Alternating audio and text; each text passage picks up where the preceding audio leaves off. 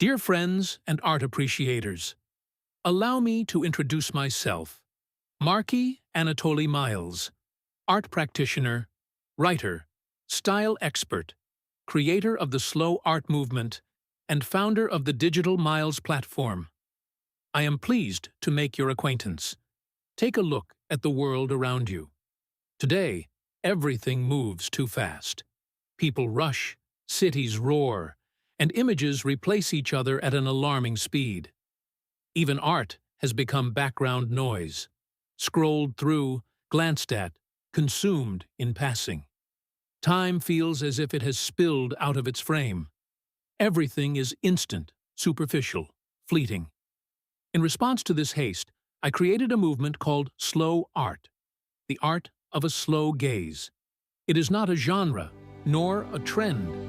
It is a return to the very essence of art. Slow art does not ask you to look, but to truly see, not to consume, but to feel. It invites you not to rush, but to be present, to stay with an image as long as it takes for it to speak to you. On the Digital Miles platform, I share my works, writings, and observations on the evolution of visual language. Slow art is a way of seeing differently, deeper, more honestly. Let us stop time.